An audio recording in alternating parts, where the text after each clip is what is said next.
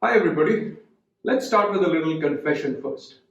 Both you and I at this moment are caffeinated.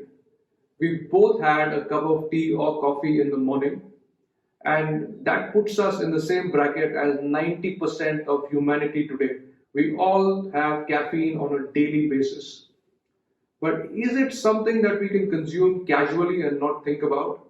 Or is it something that we need to manage in the long term? That's what we're talking about today. So today's video is about what are the positives of caffeine, what are some of the challenges or the negatives or things that we need to manage, and also was this always the case? Did we always need caffeine? So let's get into it.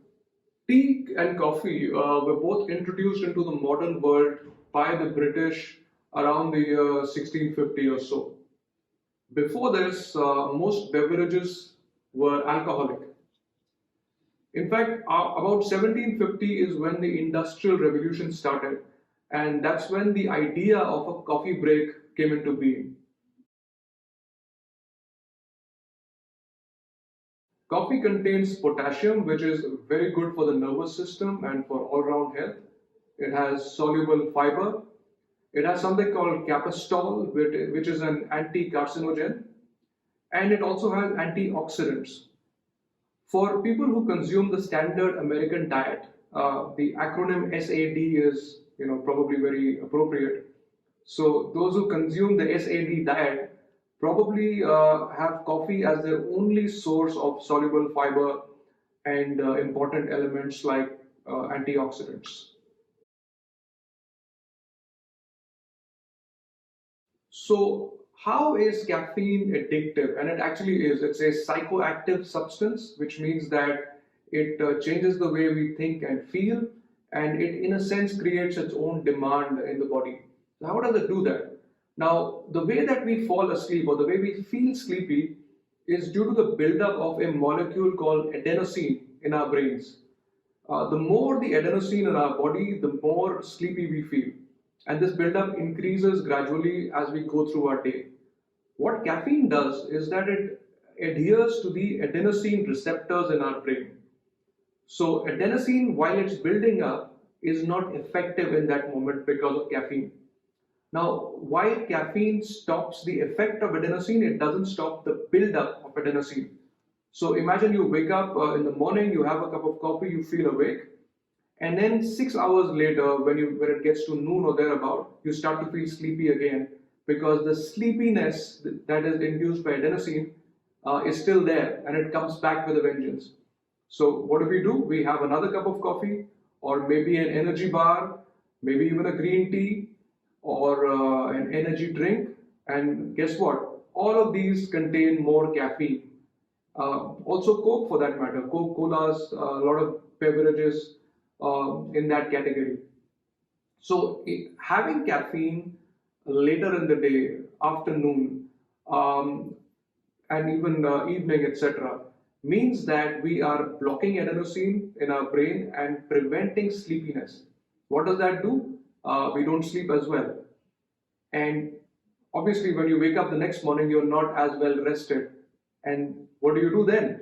Have more coffee, you have more caffeine, and you probably need more caffeinated products through the day to keep yourself going.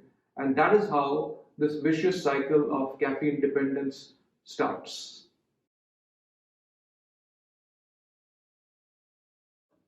They say with caffeine, the dose and the timing makes the poison, which means that we need to manage when we have our coffee or any other caffeinated beverage and how much do we have of this caffeinated beverage. So, the reason why, let me give you the science quickly. Caffeine has a half life of about 6 hours and a quarter life of 12 hours. So, if I have, let's say, two espresso shots in the morning, let's say 10 o'clock, at 10 in the night when I go to bed, I'm still going to bed with about half an espresso shot still in my system. And imagine trying to sleep with, having a half an espresso shot and trying to sleep. So, simple advice: have your coffee early in the day as far as possible, not right after you wake up, but about 10 o'clock or so, definitely before 12 noon, and have as little of it as possible. So I have reduced my intake of caffeine from about 2 shots, maybe even more, to about half a shot or equivalent. So that means there's a very little caffeine in my system as I go to bed, and it doesn't interfere with sleep. So I was actually inspired by Michael Pollan, who wrote an audiobook, in fact, called Caffeine. And to write that book, he went off caffeine for about 3 months to understand how it felt and could he function normally without caffeine. I tried the same thing myself. I stopped caffeine for about 6 weeks, and initially there were withdrawal symptoms. I had a headache, etc. Couldn't really focus as well. But on the upside, after all of this settled, my sleep was far better. And I used to, with a lot of caffeine in the system, I used to have this jittery sensation, almost like a nervousness or an anxiety that you feel. That went away completely. So that was my experience with limiting caffeine. I saw the benefits right away. So to sum it up, have your coffee an hour or two after you wake up. Avoid coffee, tea, green tea. By the way, even green tea has caffeine. All of these and other energy drinks, Coke, Coca-Cola, all of that. Avoid all of that after 12 noon.